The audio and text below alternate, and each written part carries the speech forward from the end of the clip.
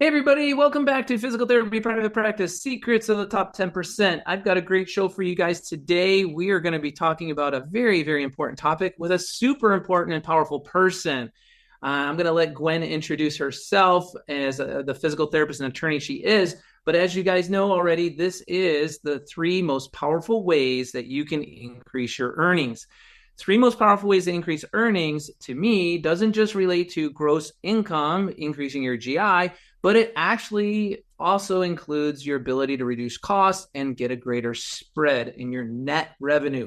Net, everyone. That's what this is about. Insurance companies are all about themselves. Let me tell you, they're gouging and they're pillaging everybody they possibly can in these days. And I don't think our government's helping us on the Medicare government funded programs either. Gwen and I are going to touch a little bit on commercial. We're going to touch a little bit on Medicare as well. So you're going to hear a little bit of everything. But honestly, if you don't take the steering wheel of control of your own future in your own hands, you're going to be the effect of other people's policies and decision making. You have choices, you have options, and I'm hoping we're going to cover some of those. We're going to hit the top three, and then I'm going to give you a bonus number 4. So without any further delay, let me introduce Gwen Simons to you, who is just a wonderful friend, and let me let her introduce herself so you guys can get to know her as much as I do. Hi, Brian. Thanks for having me today. This is going to be fun. This is going to be fun. We've already been dialoguing for a half hour. First of all, I'm a physical therapist first and foremost. I am originally from Kentucky, where I went to PT school at University of Kentucky, practiced there for a long time in Louisville, moved to Maine about 20 some years ago, and went to law school. So now I practice health law as a lawyer who caters to the small independent private practitioner, the ones who can't afford attorneys elsewhere, the ones who are not represented by the big firms. And it is really a passion for me. I love working with private practitioners. My husband is a private practitioner. I was a private practitioner before I went to law school. So I feel like I know the pain that everyone is experiencing right now. Most recently, most of my clients are physical therapists in private practice, but most recently, I've also started doing some work for some chiropractors. I've got maybe one or two acupuncturists I've done some work for. They have very similar experiences with payers. And it's really kind of opened my eyes to the way that the payers are taking advantage of the small practitioner. So I hope we get to touch on some things today that will help those small practitioners in dealing with their payers. Absolutely. And for those of you guys listening, you know I'm a physical therapist, have been for 30 years. My wife's also a physical therapist, so Gwen and I have a lot of that in common. And our main thrust is to help as many private practice owners live the life they've always envisioned for themselves, and at the same time, try to give back to the profession to strengthen the profession for the future growth and stability of our wonderful profession of physical therapy. Like I said, it is the second best profession on planet Earth. I still can't seem to find anything better than being a professional baseball player. I mean, I swear to you, that has got to be the best job on earth. You don't play in the rain. You don't have to hit anybody. You get to run. You eat what you want. I mean, how much more fun could you have getting paid millions of dollars? But that is not what we do. We are in the people business. And in the people business, we all go to school and we drive at two major things. Our two major goals in life are to, one, help as many people as we can with the skills and talents that we've acquired. And number two, give the best and the highest grade and the most volume of care with each and every session. We should feel honored and blessed that that patient has chosen our clinic to be sitting there in front of us. So we should give an exchange and abundance experience with each and every patient. And that will translate into a net promoter score at the end of the day based on the patient's experience with you and your staff. And we will touch on that a little bit later. I want to get into this, and I'm going a little quicker, guys. We are going to give you some examples where we can of real life examples of how these things have applied and how they've worked out, because a lot of you may be on the edge or on the cusp of making some radical changes in your practice. 2024 is a year you should be making radical changes. We're well past everything that had all the nonsense that went on in 2021, 2022. 2023 was recovery, get back on your feet. 2024 is reinvent yourself. You have to reinvent your practice. You cannot practice like this is 1986 or 1996, or a lot of you don't even know what 2006 looks like. So it was way different back then. It's not that way now. And that brings me to my very first thing, the very first powerful way or key strategic action you can take to improve your earnings in 2024. And that is drop the low paying carriers, drop the low paying contracts. Gwen, you must be shouting that at the rooftops now, because I've heard you say that for several years. Yeah, and one of the things I didn't mention earlier is I actually do a little bit of lobbying too. I lobby for the main chapter of APTA, and so some of these battles really need to be taken on at the legal level. And if that doesn't work, if there's not laws to protect the provider, then you go to the legislature. Gotcha. So we've had some of those things that have come up in Maine that we've been pretty successful at. One is getting rid of costly prior authorization. When we talk about getting rid of the payers who don't pay enough, as important as that is, it's not just the fee schedule that you're looking at. It is all those administrative burdens that carrier brings with it. And what I see is providers being hesitant to even consider dropping a payer. And I think, it takes a lot of analysis to decide which payers you're going to drop. But if you're not getting paid enough to run your business, that's what you need to start with. Dropping either the lowest payers or the ones that cause the most admin burdens for your practice, the ones that provide them or give the most denials, the ones that you have to spend the most time on, and then looking at your payer mix and which ones you can afford to drop. Looking at how many of your payers actually have out-of-network benefits. Maybe you can drop the plan and still get the patient because they have good out-of-network benefits.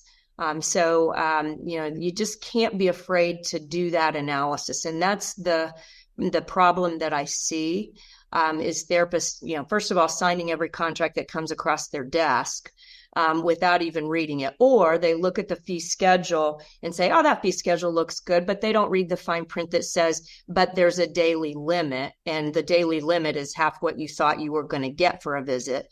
So there's a lot of things like that. That providers just need to be a lot more savvy about looking at who they're contracting with and not being afraid to dump the ones that are not paying them what they're worth. Absolutely. And so there's a lot to unpack there. So I talk to practice owners all across the country through all the states. I mean, we've got clients in Alaska, Hawaii, Maine, to Florida. And you touched on something that I didn't really give any consideration to be honest with you. This is news to me.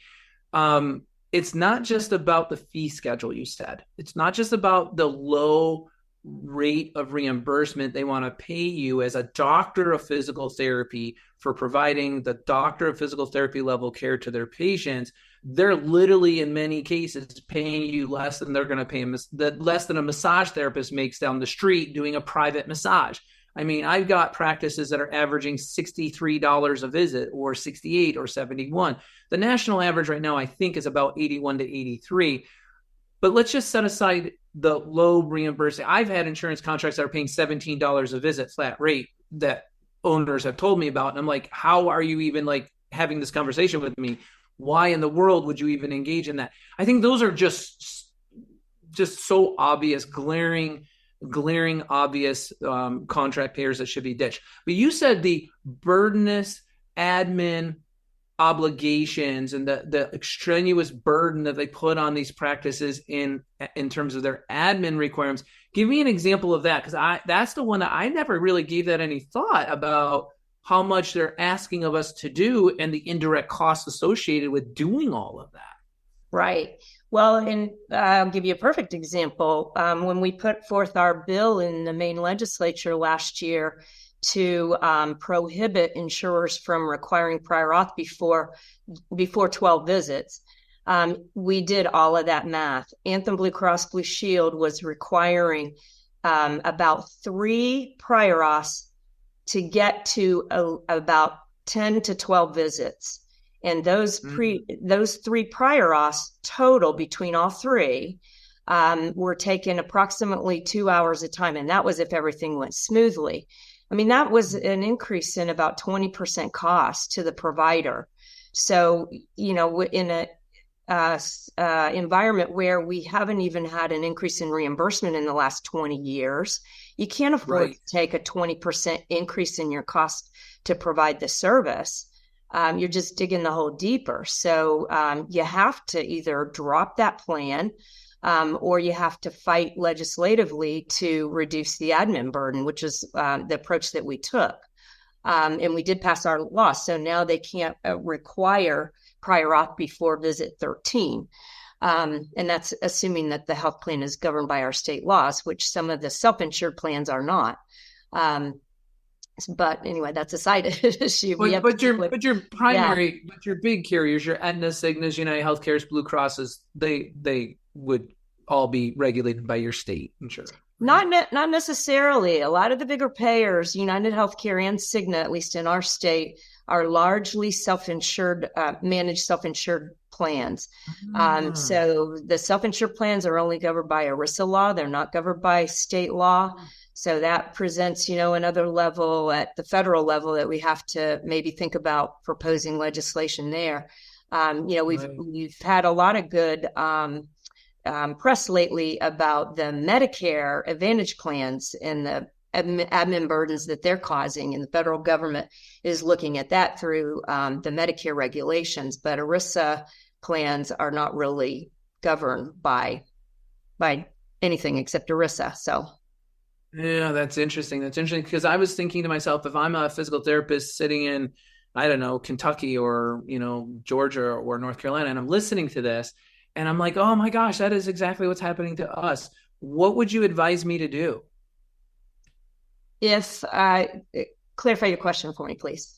The same situation's happening to us. They're asking for 3 prior authorizations before we get to visit 13. That's the same sort of burden. If we just use that example, I mean, there's other administrative burden examples I'm sure you could give, but if we just stay with that one example and somebody's listening saying that's happening here in my state, what should they do? Who should they call? Who should they contact? How should they try to kick the ball forward to get some change there? Yeah, I mean, addressing it with the payer, it has not worked. It just hasn't worked. I think the payers have other incentives for why they are trying to require prior auth. And specifically in the self-insured market, that's an additional admin fee they can charge a health plan to perform prior auth. So the payer is incentivized, and I shouldn't even call them the payer. They're a third-party administrator in a self-insured plan. They're charging that employer for their admin services to do all this unnecessary prior auth. What can you do if you know people in those companies that are using those third-party administrators that are making your life miserable, is talk to those people at those companies to say, look, why are you paying for this? Pay for the therapy instead of paying for the unnecessary admin fees. So that's, you know, sort of another issue. But, you know, in terms of doing the prior auth, I mean, you know, if it's required by the health plan, it's required. There's not going to be much you can do about that if you're in network, except to go out of network. And, you know, to some extent, there may be some ways you can transfer the burden to the patient.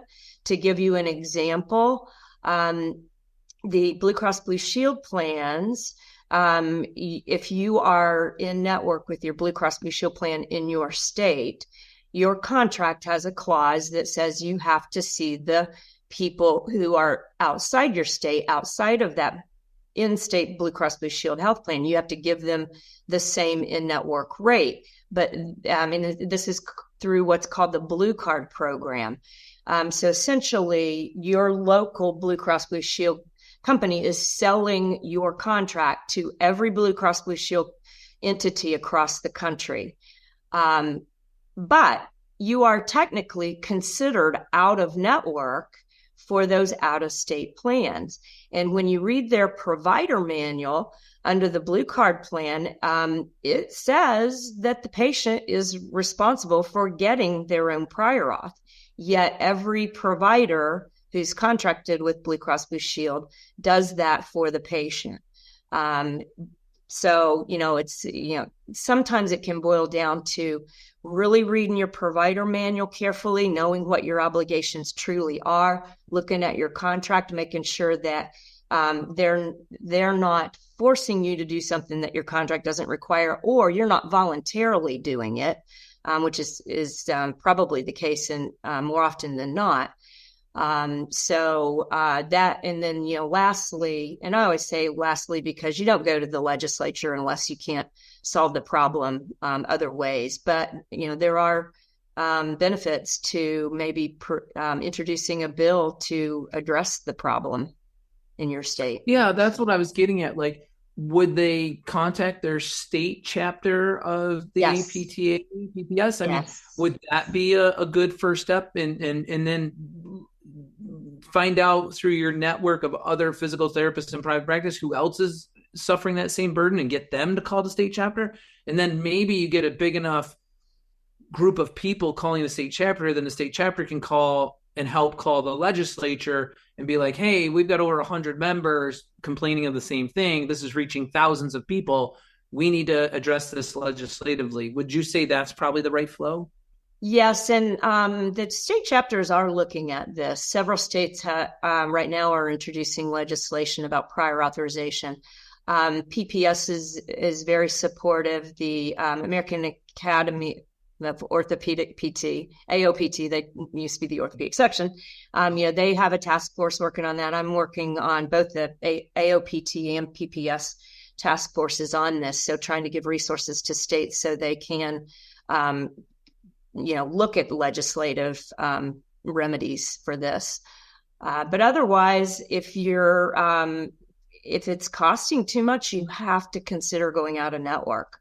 I always tell clients. I'm sorry, I didn't mean to interrupt, but just like if they're paying too little, which is our, another good reason for dropping these in your opening description. If people are just paying low, and you said you have to do your own analysis. One of the things I suggest for all of you listening, my recommendation on your own analysis is the very first step of that analysis should be for you to calculate out what does it cost for you to deliver a visit of therapy. I can't believe how many owners I talk to, and they just don't know what's it cost for me to deliver that visit. Find out what your costs are in delivering that visit, both your direct, indirect, put it all together, and then look at your payers. I always like to create a spreadsheet, where I will put the payers in a columns going across. I'll find the one that's the break even, and I keep all the payers to the left of that break even, and everybody to the right of the break even. I have to do something about that. And let's talk about that. What happens when they figured out their cost? They figured out I've got 6 carriers that are sending me patients under what it costs for me to deliver this service. Or maybe you're going to say, Brian, you can't wait till it's break even. You got to make, like I like to tell people, you got to make at least $15 over cost to be viable. 15 is your bottom number. That's the number I use. I'll let you share your analysis. That's kind of how I start to get them to zone in on who do we actually need to talk to. You're absolutely right. You cannot take a contract that pays you less than your cost to provide the service. You are digging yourself a deeper hole. Right. If in that situation, the harder you work, the more patients you see, the more you go in debt. That's just stupid. Right. There's no sense in that.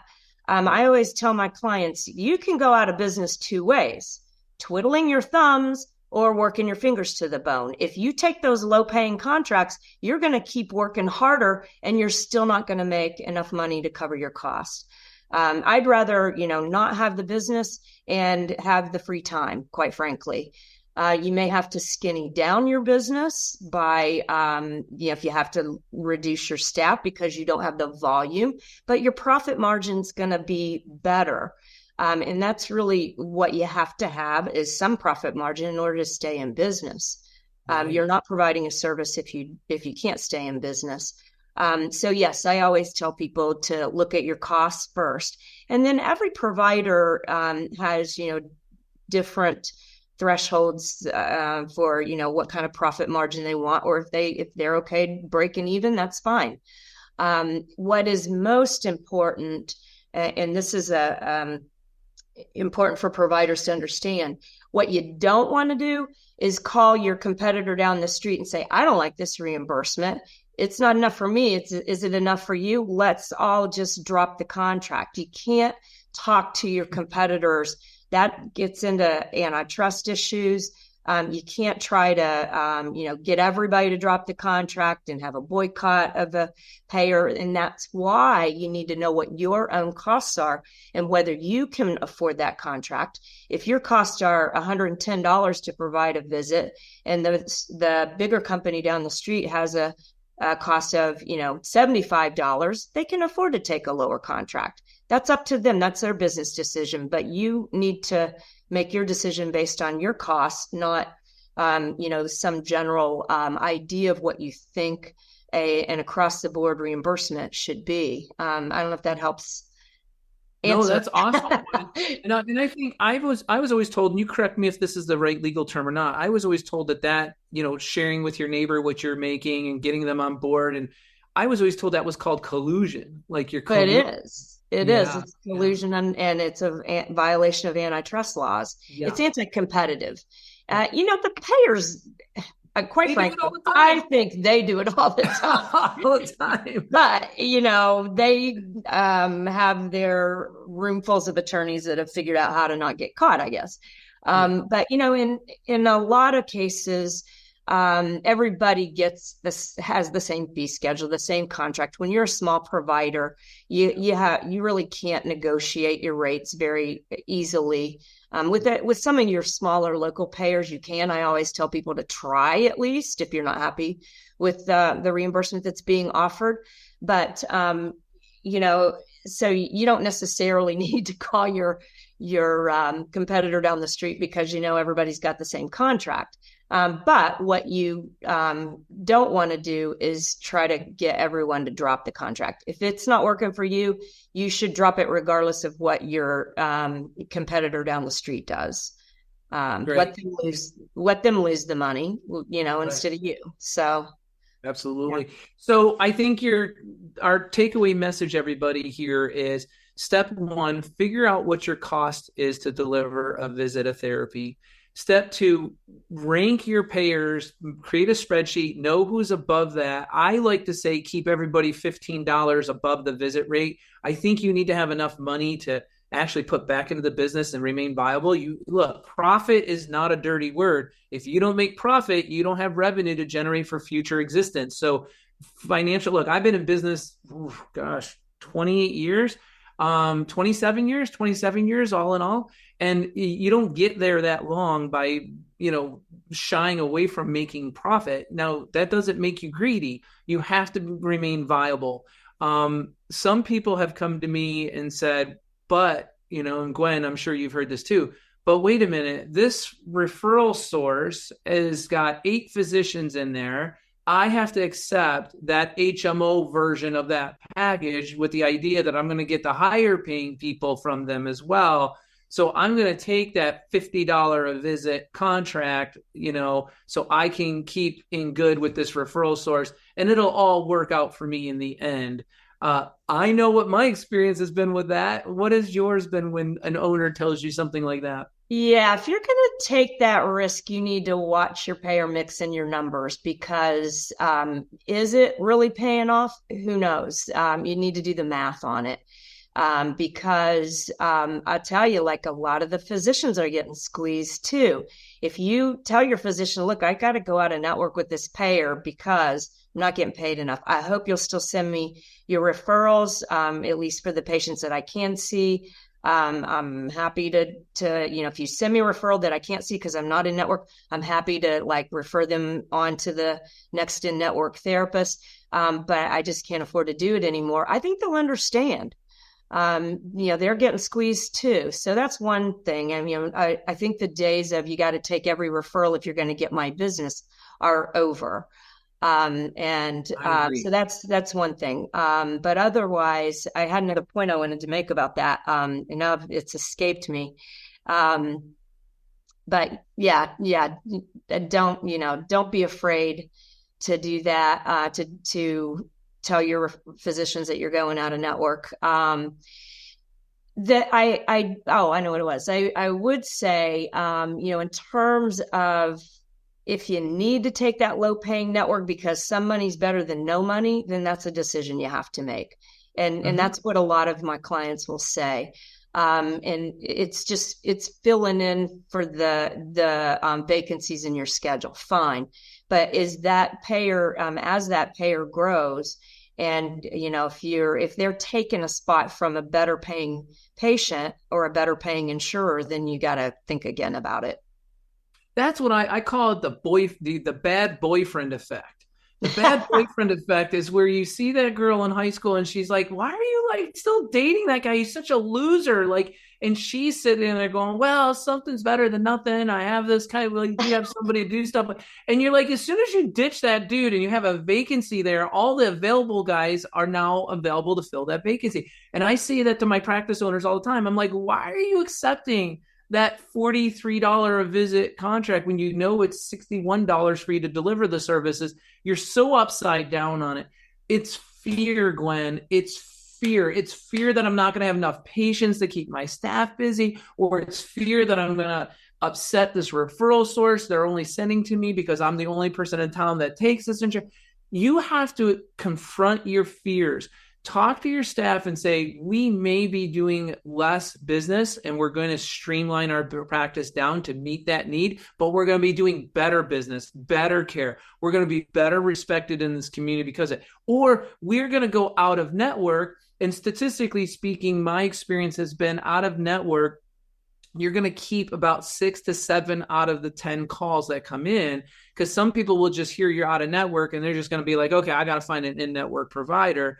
But if you really train your front desk and you really communicate how you're different, what their experience is going to be, in the long run, they're literally going to spend less money with you because they're going to get better faster, most likely.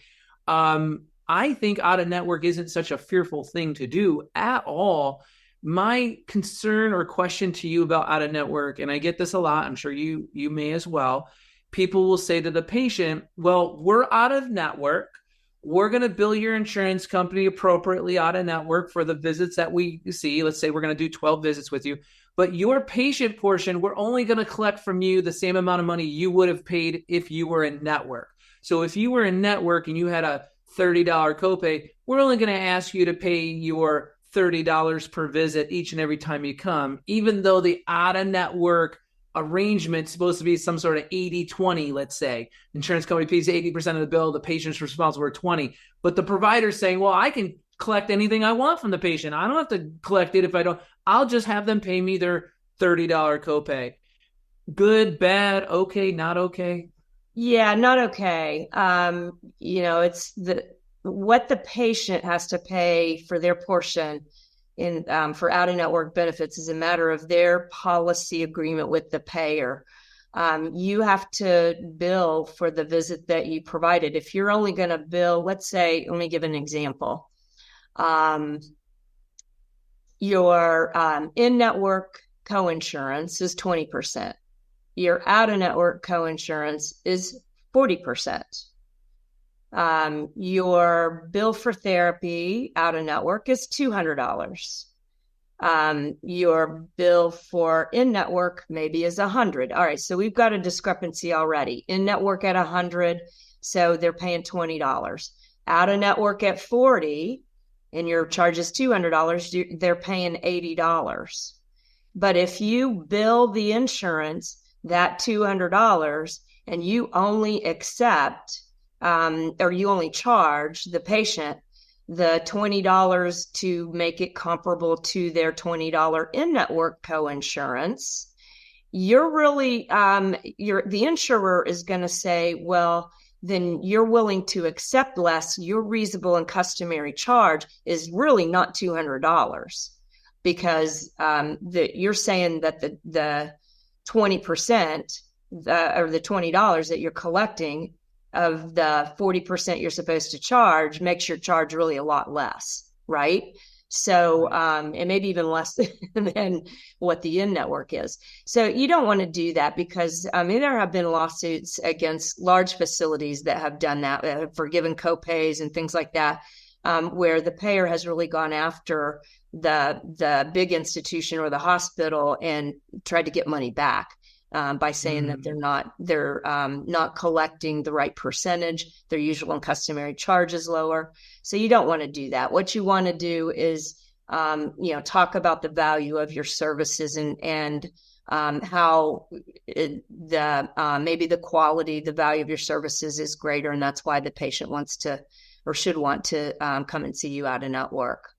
Yeah, that's what we tell people too. It's all about the patient care experience for sure. You touched on two things there, though. Number one, my understanding is that when you have a commercial fee schedule, it has to apply equally to all commercial payers, in network or out of network. So, in other words, just for talking purposes, if my fee schedule is $50 per unit of Therax, manual therapy, therapeutic, all that, well, whether you're in network, that's going to be the charge for those 15-minute units. And if you're out of network, it's going to be the same charge. So the same services delivered in network and to the same services delivered out of network should be billed out at the same dollar amount. Am I not right about that? You're right, but I think the reason that the claim goes out with a different amount on it is because the claim has the contracted rate on it. So yes, the fee that you're charging, or your fees in general, when you don't have a discounted contract, are $50 a unit. Then everyone who's paying out of pocket, not in accordance with a discounted network contract, should be charged $50 a unit. Unless you're offering some kind of financial hardship discount, which is that's perfectly legal to do.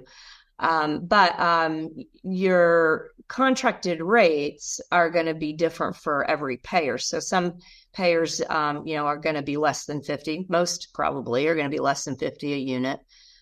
So I hope that that's the contracted. That's the contracted rate. You answered my question. Like, what the therapist bills out has to be the same for everybody. What the contracted rate that's coming back is going to differ depending on who you contracted with. So that was the clarification I wanted to have. I just didn't think you could be manipulating what you're charging, what you're billing out, what your fees are for these services per carrier or per. It has to be, the commercial fee schedule, a self-pay fee schedule, and then maybe an auto litigation fee schedule could be different because, it's 18 months till you get paid on that. I see people do that all the time. I don't know what you think about that. The auto fee schedule? Auto and litigation fee schedule. A lot of doctors will do auto and litigation and they'll just tack on an 18% interest on it because they're not getting paid for about 18 months on average. Physical therapists will just have a higher fee schedule for that so that when they do get paid and the attorney says, well, I'm going to have to give you a haircut, we didn't get as much in settlement as we wanted, they're going to accept a lower of what they billed out. But they have room to accept that because they billed out a higher amount because it's not a commercial. It's not part of the health insurance at all. It's just auto litigation. That rate should be what they're billing out on that should be their fee schedule rate. It shouldn't be necessarily higher. They should just add a late payment penalty for, carrying a balance forward. And ultimately, the patient's responsible for paying those bills if they've reached the PIP limit or the MedPay limit on their policy, and the claims are not going to get paid until the case settles. Then the therapist can require the patient to pay out of pocket or bill their health insurance, either one. But if they do carry the balance forward, then they do want to add a late payment interest. But setting a higher fee schedule is having two separate fee schedules, right? So, it should be, you've got a certain fee schedule, or you're going to say, like, this is what Our highest fee schedule is what we want to collect from the auto care. That's our charge per 15-minute unit. And then if you're patients who are not auto, who are paying privately, they get a prompt pay discount off of that higher fee schedule. That's the way I would characterize it or organize your fee schedule, if that makes sense. Yeah, I think your solution to that dilemma is a completely easy, appropriate one. Add a late fee for the people that are just, I had a healthcare attorney tell us years and years ago who said, and I don't know if this is right or wrong, so I'll just pitch it to you, but at the time it seemed to make sense to me. He said, you need to have a commercial fee schedule that is fair to all of your health insurance commercial payers, Medicare included. Everybody's getting the same fees, non-discriminatory. It's like that fee's got, and it's got to be in your policy and procedure manual. As long as it's in your P&P manual and it's not moving around, it's a fixed thing. Here's my fee schedule for all my commercial payers. Then he said, for your self-pay, people want to just come in and pay cash. It's easy to make that just a time-based. A half-hour therapy session is this, an hour therapy session is that. Very safe and easy, just to attribute it to the time spent with the patient. It's a private pay. And then he said, in your auto and litigation, which is going to be, you're signing a letter with the attorney's going to pay the bill, they're going to settle the case. He says you have a auto litigation fee schedule. All auto litigation cases go into that fee schedule bucket, and it accounts for the time, duration, and the late payment. It's in that fee schedule. That fee schedule does not apply to your health insurance, does not apply to your self-pay, just applies to your auto and litigation cases. Seemed to make sense to me. That was the advice we were given back then. Is that wrong, or is that just like another way of doing it? It's a distinction sort of without a difference. What I'm advising you do, you really shouldn't have two fee schedules. Your commercial fee schedules are going to be driven by your contracts. So any fee schedule you have that's quote unquote commercial that is not driven by a fee schedule is an out of network case, right? I don't know. I typically tell people, look at your contracts and what's your average reimbursement going to be from those contracts. No. Let's say the average reimbursement's like $80. Then your fee schedule, what you're billing them, should be twice what they're paying you, and just keep that as your fee schedule. Like, people can set their fees whatever they want. Nobody dictates what you can set your fees at. So set your fees, because, most EMR systems have a write-off allowance. Like, what percentage of what you build out is what you're going to get in. It's called a collection ratio. That collection ratio typically across the country is about 50%. So if your fee schedule's at that right marker, you should be collecting about 50% of what you're billing out, of what your fees are going out. What do you think of that? I can't comment to the billing side of it because I don't do billing. I don't know how, that sounds to me like just a number that you're looking at to analyze your collection rate. Right. Which is irrelevant. I mean, if you're in New York and most of your payers are paying you around $50, $60 a visit, does that mean that you set your rate at 120? No, that's still below market rate.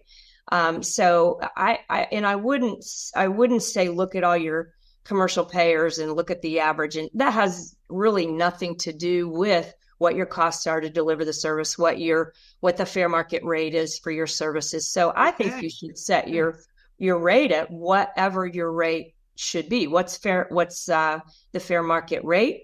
What do you need to run your business? But you want to set it at a rate that you're not going to lose money with any payers either. So if you've got workers' comp payers, and if you have a workers' comp fee schedule in your state, why would you set your fee schedule at less than what the fee schedule says you're allowed to charge? That charge might be already twice what your commercial payers pay you. It depends on what your commercial payer contracting situation. Very good point. Very good point. I've had that example come up multiple times where people are like, people will say to me, I bill out to all my commercial carriers the Medicare fee schedule. What Medicare is going to pay me is what I bill out. And I'm like, that is a major mistake. So, to your point, I've had people say, well, I bill out on average $200 a visit on average for my visits, and all my payers pay less than that normally. But I have this one payer that pays $325 a visit. I'm like, well, that's really rough because that payer is paying way over what you're even charging per visit. You're literally leaving $125 on the table. So these are things that they really have to work out so that their fee schedule is capturing the contracted rates that they're going to be getting back. And it's the appropriate value for the services they're giving, right? Yeah, but also on the flip side of that, be careful not to overprice right your services, because ultimately, if the patient is out of network and you're charging $350, you're accepting assignments, so you're billing the payer, and usually the payer reimburses really well, so you're really happy with that. But don't forget that if that payer doesn't pay, then it's the patient who owes that $350 or That's whatever right. it is. Right. So you do have to have a balance. You don't want to overcharge, because it's hard to think of an excuse to discount that, unless you're just going to forgive bad debt. If it falls back on the patient and the patient says, what, you charged me $350 a visit? I wasn't expecting that. And, in terms of accepting assignment too, there are potentially some risk to doing that, because you have to chase your money down if you get denials. And you might be subjecting yourself to some kind of an audit that you don't want down the road. So, I would set my rates at what you feel like is a fair rate for the 15-minute code. The other thing I would say is in response to the advice you got from the other attorney. And well, first of all, I never like to say another attorney is wrong because I don't know what their rationale is for telling you that. So maybe it was different and he's got a different point of view, and that's okay. But when you're charging a patient who's paying out of pocket, if they are submitting their claim for reimbursement, then you do need to bill with the 15-minute codes and put those CPT codes on your bill, because the payer is looking at your charge for each code to determine if it's above or below their max allowable amount. And they may reduce the reimbursement to the patient if your fee is higher than their max allowable. But typically for out-of-network max allowables, it's fairly high.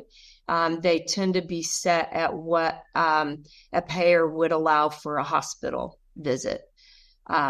So, and, in terms of the percentage of Medicare too, I wanted to comment on that. You see a lot of hospitals base their fee schedules on anywhere between 2 and 4 times Medicare. So, 2 times Medicare is not that much, especially when we're all complaining that Medicare's not paying enough. I certainly would not limit my fee schedule to Medicare's rates at all. Yeah, I agree with both of those points, and very well said about how to handle that. And a lot of self-pay people, they don't recognize that the patient may want to submit that and get paid from their carrier. So you would have to put those CPT codes. A lot of people have agreements that this is self-pay. Neither you nor I are going to submit it to the insurance carrier. We're agreeing to go outside of the insurance system. You're going to pay me cash for the service.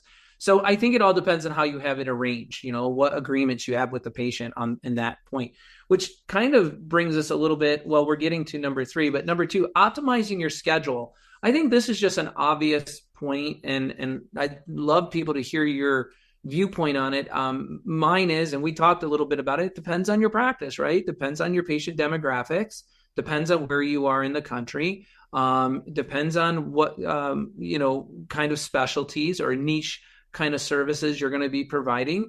But the basic, most popular options are patients coming in every 30 minutes, staying 55 to 65 minutes, patients coming in every 45 minutes, or patients coming in every 40 minutes. Some people are still hanging on to patients coming in 1 hour. I find that to be a very hard schedule to do if you're considering Are my patients winning? Is my staff winning? Is my practice winning? And are the people in my community, my market winning, my referral sources as well? Are they all winning by me doing that? Because obviously, you doing that, you're limited to 8 people in the day. How likely are you going to be able to help as many people who actually need your services? So, what's your thoughts on the schedule sort of thing? I guess there's no real wrong. I guess there's just better than there. It's all a degree of better, I guess.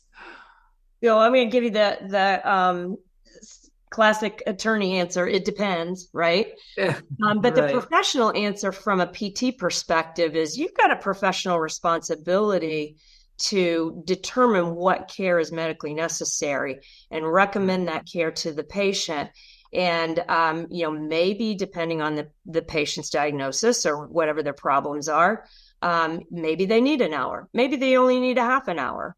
And so maybe they need an hour, but they can only afford to pay you for a half an hour.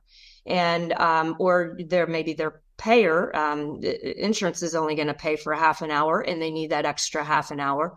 It all boils down to, I think, explaining to the patient what your recommendations are, trying to figure out what their health plan covers, offering the option for the patient to pay out of pocket for the services that are not covered, but not providing more care than is medically necessary just because you can. So I don't know if that helps or not, but some patients need a half hour, some might need an hour. It just depends on the patient, depends on the therapist specialty and what their clientele looks like, what their type of practice they have. If it's exercise based and you can be exercising with one person in the gym, keeping an eye on them while you're hands on with somebody else, fine, you can see 2 people at a time. If you're all manual therapy for the whole hour, you can't do manual therapy on 2 people at the same time. So it really just depends on the therapist practice, really. Absolutely. And to a degree, it's a bit of an admin stake in the ground, right? I'm going to run this practice and I got to pick a schedule that my therapists are going to accustomed to, my patients are going to get accustomed to based on the public that I'm trying to service, right? So I Right. think for a lot of people, they're trying to, they reach into us and, our job is to help people practice management. We're here to try and make PT school made people into good therapists. We're trying to make people into good owners and make good financial, operational, and quality of care decisions, right? All those have to be in one bucket.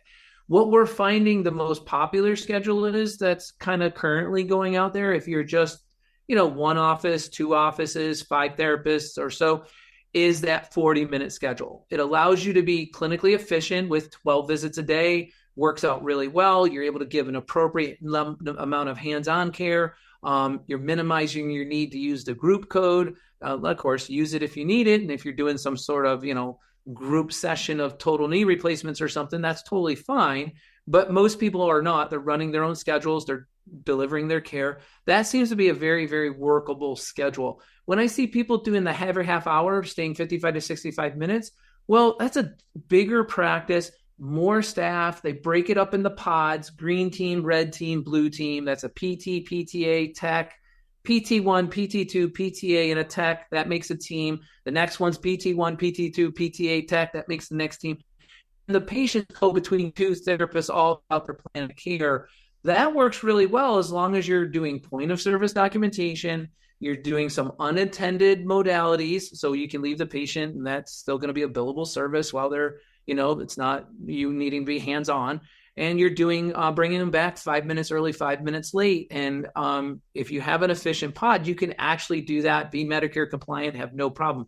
But a lot of people aren't to that size to be able to have that kind of resources to move that around. They're treating their own patients on their own schedule mathematically. And I think clinically, outcome-wise, we're seeing the 40-minute schedule is working pretty well for meeting all of those needs. Would you say the same thing, Gwen, that you're seeing that as well? Pretty popular, that schedule? Yeah, I think that 40 or 45 minutes is not unusual. I think it just, like, again, it depends on the patient. If you've got 40 minutes and everything you're doing in that 40 minutes is skilled therapy, you're not just supervising somebody doing their exercise program that you gave them last week. that they can do at home, Right. then you're getting a lot of benefit out of that 40 minutes. But the flip side of that is there is some benefit to a patient doing their exercise program in your clinic, supervised. Right. Maybe it's not always skilled, but that additional time between 40 minutes and 60 minutes, maybe they're exercising in your gym. Maybe you charge them a fee for that that's outside of the scope of the covered services because it's not entirely medically necessary, but there's value to it. They don't have the equipment at home. They're not going to do it at home. They just need you keeping an eye on them to make sure they're doing things right. There's all kinds of models for that. And I think one of the things that we don't do well is selling that extra valued service that is outside the scope of what is considered covered, that maybe the patient is willing to pay for out of pocket for that extra 20 minutes or whatever. So that's something to be considered as well. I find that I think the clinics who are very regimented in terms of like, we're scheduling on the half hour or the 40 minutes or, whatever, don't have a lot of flexibility or a lot of creativity to understand how to offer something additional that the patient might need and might be willing to pay for out of pocket. They want to stick to just what the insurance pays for, and that's only 40 minutes. And that you'll see that a lot when there's a flat per visit fee cap on a contract. And that's where maybe that 40 minutes comes from, is because, we can only afford to give you 2 or 3 units of therapy for that. So that's all that we're going to give. So, you have to kind of look at every situation, every patient's needs individually. And, if you've got more flexibility to schedule somebody, and like you said, it does certainly depend on what kind of support staff you have. Absolutely. And everybody, I hope you're taking these words of wisdom from Gwen to heart. That was awesome what she just gave you in the last 3 minutes of that conversation. The idea that you have to be nimble, you have to cater to the needs and wants of your patient. You can't be so rigid to the protocol of your standard operating procedures, your SOPs that you've established in the practice. And I'm not saying be so wishy-washy and everything's all over the place. Your front desk is going to leave. They're not going to be able to schedule. Your therapists are going to get frustrated. So yes, we do need, the yellow lines on either side of the road and the dotted line. We do need to abide by rules and standard operating procedures, but not to the extent that you're not catering to the needs of the patient. Be flexible. If somebody comes in and they need an hour session, do the hour. If they come in, I'm doing really well, I just need you to make sure I'm doing these exercises right. Well, then we're going to just see you for 15, 30 minutes and let's just review these exercises and let you go on your way. Please realize there is a completely new phenomena happening in physical therapy across the country. The evolution of physical therapy is what we now see in the news and in blogs, and you should be reading about it. It's called retail healthcare. Retail healthcare. I grew up in a generation of physical therapy being a medical healthcare service, a medical clinic, we're moving away from that and we're moving into retail healthcare. We're giving people what they want, the way they want it, and how they need it. In the next 15 years, they're proclaiming these major hospital systems with all these big facilities are gone. Like, look, is there a shopping mall in your town anymore? Nobody goes to a shopping mall. Everybody gets what they need from who they need it. The special Amazon this or that or that. That's exactly where healthcare is going. It's CSM. If you guys attended that AI futuristic lecture with all those professors, they were sticking their stake in the ground saying, that's what's going to happen. Urgent care. Look, Bezos and all these people, they're putting healthcare services in Walgreens and Rite Aids. It's decentralizing so decentralize your clinic, people. Decentralize how you do services. And that leads us to our number 3, how to optimize your earnings. Gwen's right. You could do these insurance-based services, finish it up in 40 minutes, and roll them into a cash-based service that's outside of a covered service that you're doing as a provider. And it's something that the person wants. Maybe they want a master reset for all of you that use the newbie. Well, good. You're done with therapy. Therapy's over, and they're electing to get a master reset, not for any particular condition, just because, or they want a massage just because. You can take advantage of those kinds of services.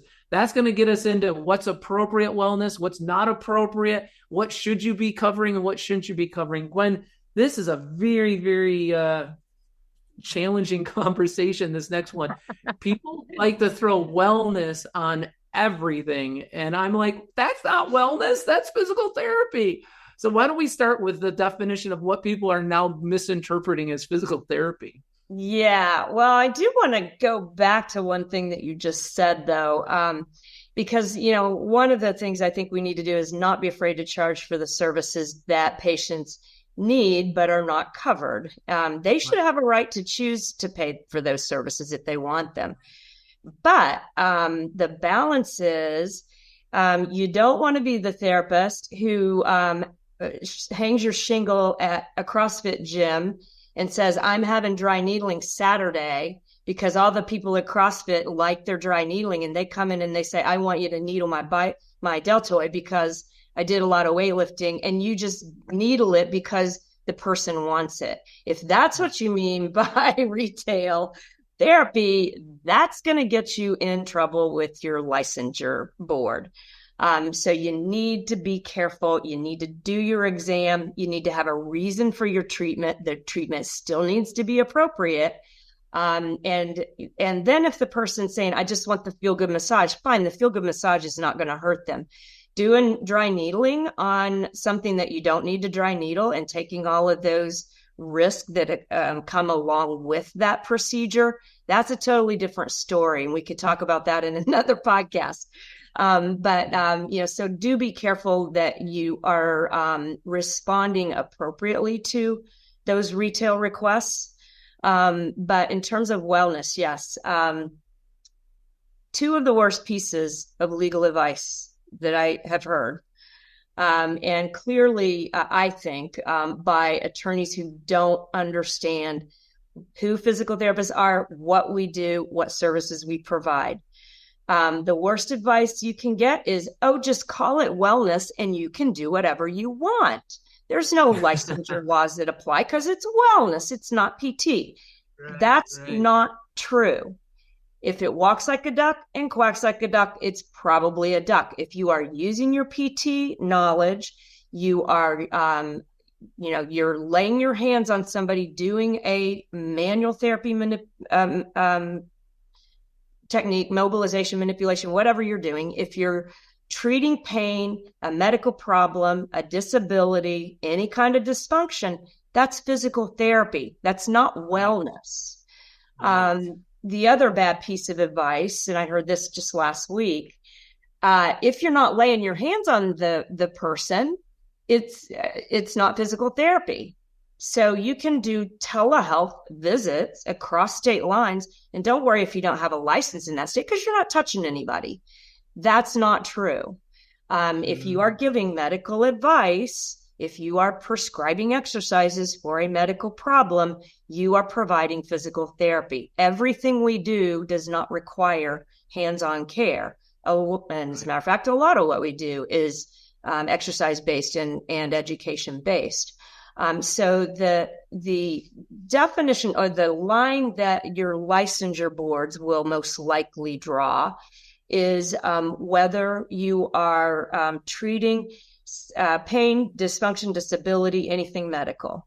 If you are giving general information, general exercise prescription for fitness, somebody who wants to become a better golfer, your exercises are geared toward the sport, not the person's medical or problems or limitations, then that's more wellness, that's more fitness. There is no treatment going on, so you don't necessarily need to examine the person for the interventions that you're providing, other than you're probably giving them specific exercises for fitness. But it's not the same, it's different. And I think of wellness too as general education on sleep, stress management, nutrition, general fitness. You're advising people who are generally healthy and well on how to stay well or optimize their health and wellness. You're not telling them how to manage their back pain or their scoliosis, and things like that. So this is very relevant in states where direct access is limited to. You want to be very careful that you're not calling something wellness or fitness to circumvent your requirement to get a referral. That will get you in trouble with your licensure board. And don't forget that you can call it whatever you want. If the patient or the client thinks that they're getting advice that is medical in nature from a licensed physical therapist, then you are probably establishing a patient-therapist relationship, because that patient is thinking that you're giving them a higher level of advice, right? You're a PT, you're giving them PT advice. And especially if you are talking about how you're a PT and therefore you're better qualified to work with somebody on your website and all of your marketing materials, that person's going to expect a higher standard of care. And so it's the patient-therapist relationship being established that is, going to be the thing that probably determines what that care you gave is characterized as, and whether your licensure board believes it was therapy or not. And the licensure board can hold you to the standard of care in physical therapy if they were to get a complaint that they were investigating, whether you want to call it wellness or not. So you may not really be in control of that. So you want to be very careful that you're not calling it something that it's not. Yeah, my two big takeaways from that is, number one, what is the relationship that the patient perceives is going on right now? Right? That's very, very important. And number two, is your intervention directed toward a dysfunction, a diagnosis, a condition, or is it to improve your golf game? Is it to improve your stamina for the hike you're going to take in the Grand Canyon next month and you wanted to get conditioned, right? So truly, and as therapists think about it, we can really think that through. I do want to back up to the retail health definition because it's being well written all over.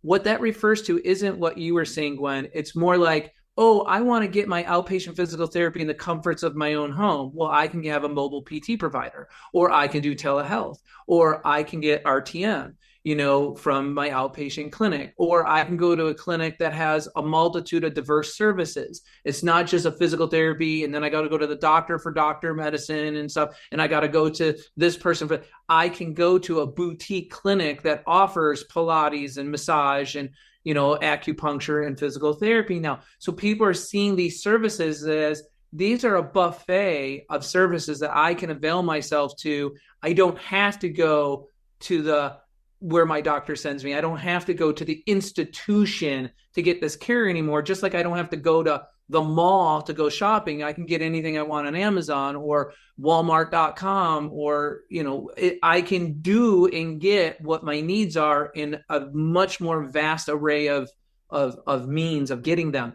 And people are needing to reform their practice, stop painting it in white colors and gray floors, and you make it dynamic, make it fun. I mean, we had a media room for when our patients were set up. They would go sit in a lazy boy. There was a popcorn maker in there, a big screen TV with a remote. They could play whatever they wanted. They weren't laying on a plinth getting heat and ice anymore. Like, to me, that's so 1980s. Like, set them up in a fun room where they can watch the Netflix movie of their choice while they got ice on their back or heat on their neck. That experience is like, well, I don't get that anywhere else. Like, this is really pretty cool. Like, this is a unique way of doing the therapy that you're giving us.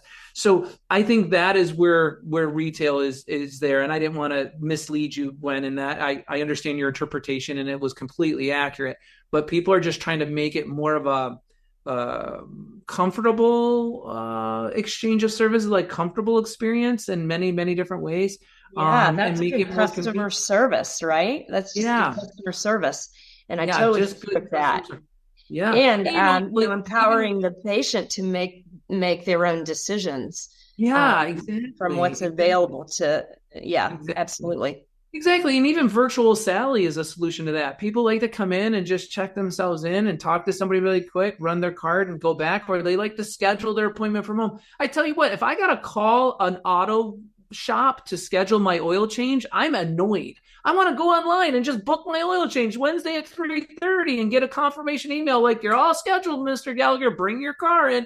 I'm like, yeah, I didn't have to talk to somebody for that. That's where we're going. That's the retail side of what's the patient engagement, how smooth, how easy, how fast can we make this happen?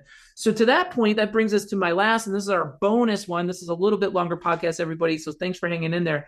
I think another way for you to increase earnings and increase your net revenue is to drop your costs by increasing your proficiency.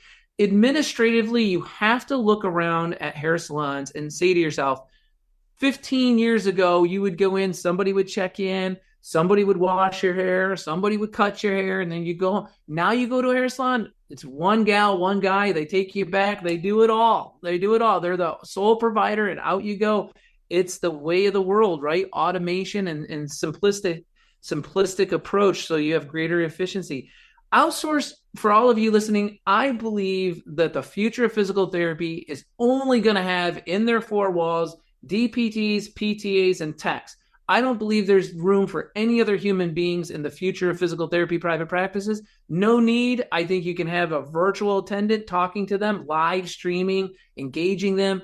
You can cut all of those costs out. No more turnover, no more sick, no more holiday, no more vacation pay, no more drama, bad hair days. Administratively speaking, my advice is if you're really keeping an essence with this week's podcast, trying to increase your net revenue, outsource billing, outsource your virtual front desk, look at your clinical staff and go on a pay for performance. Pay them for what they went to physical therapy school for.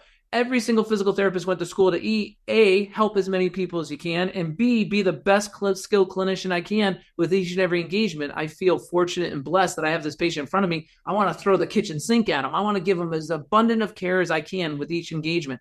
I don't want to cut it short. So set yourself up clinically on a pay for performance model that rewards that high net promoter score, high clinical efficiency, high clinical productivity, and administratively drop all of the FICA payroll benefits, get rid of all of that and just pay for what you use. So that's my last bonus. I wanted to throw that in here on top of all Gwen's top 3 giveaways on how you guys could actually increase your revenue. Remember, drop those low paying contracts when it's appropriate or renegotiate them or go out of network with them. Gwen gave you some really good options on that. Number 2, optimize your schedules according to the needs of your patient. Like, be nimble, have standard operating procedures, but be willing to flex with the needs of your patients and the demographics you service. And number 3, do out-of-network cash-based services appropriately. Call it what it is. Don't just slap wellness on everything and expect that to go well. Your patient needs to be in sync with what, in fact, you're doing with them. If they think it's not wellness, chances are it's probably not wellness. So, Gwen, this was awesome. Very good. Is there anything you'd love to share? And just in closing with everybody, how they can reach you, what other drops or hints you want to give them? I really love the back and forth dialogue. I think there was some really good substance here today. Yeah, my website is www.simonsassociateslaw.com. Simons is with one M. Simons, not Simmons. And people can reach me at my email address, gwen@simonsassociateslaw.com. I'm not much into social media. I don't really have a lot of social media pages. So find me through my website. If you have any questions, if I can help anybody. If I can't help you, I will be happy to try to direct you to somebody who can. Absolutely. That's wonderful. And Gwen, for all of our Meg Academy, we've got nearly 2,000 members on our platform in Meg Academy. We've got hundreds of people. We do billing and we do virtual front desk. For all of you guys that are listening, Gwen is our go-to attorney for healthcare needs and wants. If there's anybody you can know, like, and trust, it's Gwen. So we highly recommend. In the notes below will be all the links and whatnot. We're going to try to nudge her into a little social media, get her a little bit more into social media if we can. So for all of you millennials and below, you'll be able to engage that way maybe in the future. But for us, go to our website and download our resource guide. My team put a tremendous amount of time and effort in the resource guide. It's free. Download that resource guide. You're going to learn a lot of good information on how to practice in 2024. This is not 1996. We really have to know these rules, regulations, and compliance issues. Get the help and resources you need if you're going to have a practice that's thriving in 2024. So that's it, everybody. Thank you for listening. I know this went a little longer, but I think it was just full of good information. As always, start each and every day expecting to do well.